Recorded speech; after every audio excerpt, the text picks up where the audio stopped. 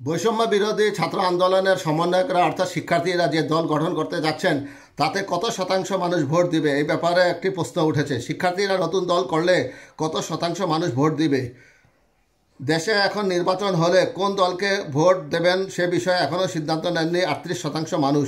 বাকিদের 16% বিএনপিকে, 11% জামায়াত ইসলামীকে এবং 9% ক্ষমতাচ্যুত আওয়ামী লীগকে ভোট দেবেন বলে জানিয়েছেন। এছাড়া 3% মানুষ অন্যান্য ইসলামী দল, 1% মানুষ জাতীয় পার্টিকে ভোট দেওয়ার কথা জানিয়েছেন। গণ অভ্যুত্থানে নেতৃত্ব দেওয়া শিক্ষার্থীরা রাজনৈতিক দল গঠন করলে শিক্ষার্থীদের কোনো রাজনৈতিক দল হলে তাদের ভোট দেবেন 40% মানুষ, আর ভোট দেবেন না বলে জানিয়েছেন 44% মানুষ।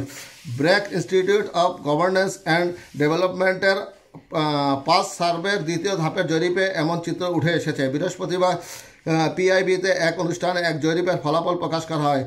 বিআইজিডির আয়োজনে অভ্যুত্থান পরবর্তী বাংলাদেশ মানুষ কী ভাবছে শীর্ষক এই অনুষ্ঠানে প্রতিষ্ঠানের গবেষণা সহযোগী শেখ আরমান তামিম জরিপের ফলাফল তুলে ধরেন। সমীক্ষায় আরও বলা হয়েছে, রাজনৈতিকভাবে দেশ ঠিক পথে অগ্রসর হচ্ছে বলে মনে করেন 56% মানুষ, আর 52% মানুষ মনে করছে দেশের অর্থনীতি সঠিক পথে চলছে না।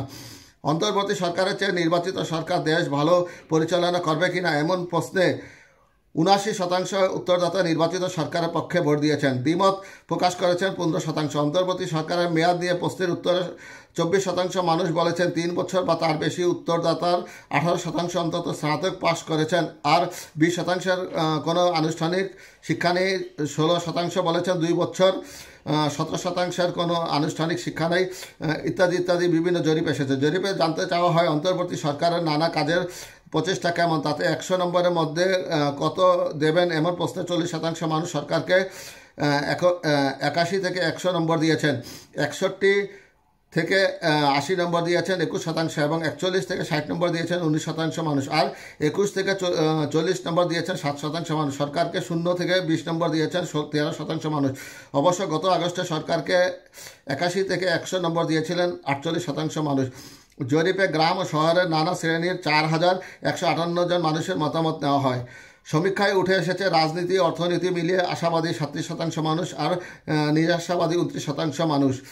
জরিপের ফল প্রকাশের পর অনুষ্ঠানে প্যানেল ও উন্মুক্ত আলোচনা অনুষ্ঠিত হয়। আলোচনায় অংশ নেন জাহাঙ্গীরনগর বিশ্ববিদ্যালয়ের সাবেক অধ্যাপক অর্থনীতিবিদ আনু আহমেদ, প্রধান উপদেষ্টা প্রেস সচিব শফিকুল আলম, ব্র্যাক বিশ্ববিদ্যালয়ের অধ্যাপক ফিরদৌস আজিম, পিআইবির মহাপরিচালক ফারুক আসিফ, পলিসি রিসার্চ ইনস্টিটিউটের পরিচালক আহমদ আহসান, বিআইজিডির জ্যেষ্ঠ গবেষণা ফেলো মির্জা এম হাসান, নির্বাহী পরিচালক ইমরান মতিন প্রমুখ।